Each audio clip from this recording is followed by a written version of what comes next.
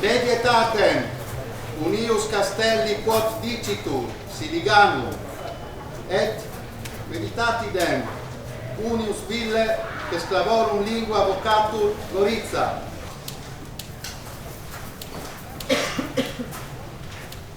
In nomine Dei, Sancti Michaeli e Santi Giorgi, investiamo lo Cavaliere Lorenzo Melchior d'Arcano, dicto Aquila, qui davanti a noi genuflesso, per la fedeltà dimostrata alla contea di Gorizia anche in tempi miserabili e de grandi patimenti. Lo nominiamo e lo investiamo nobile del Sacro Romano Impero. Alzati. Surgateque!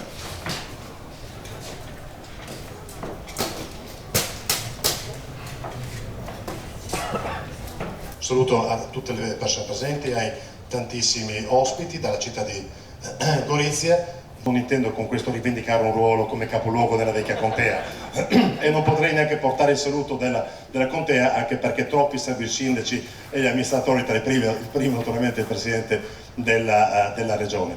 Oggi ho una mascherina che Io sono Friuli Venezia Giulia con un logo, che è quello che noi porteremo nei prodotti del Friuli Venezia Giulia, prodotti della terra del Friuli Venezia Giulia.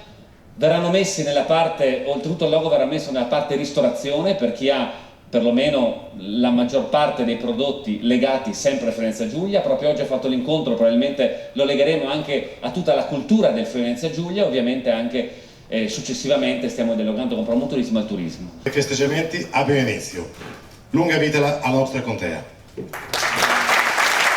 Presidente ha fatto un accenno sul logo anche, molto importante per diffondere l'immagine di Friuli Venezia Giulia. Noi abbiamo lanciato e stiamo lanciando il logo Io sono Friuli Venezia Giulia per far conoscere a livello nazionale e internazionale la tipicità dei prodotti del Friuli Venezia Giulia per quanto riguarda l'agroalimentare. Dall'altro lato anche chi avrà il luogo per quanto riguarda la ristorazione vuol dire che avrà una maggioranza di prodotti di provenienza del Friuli Venezia Giulia.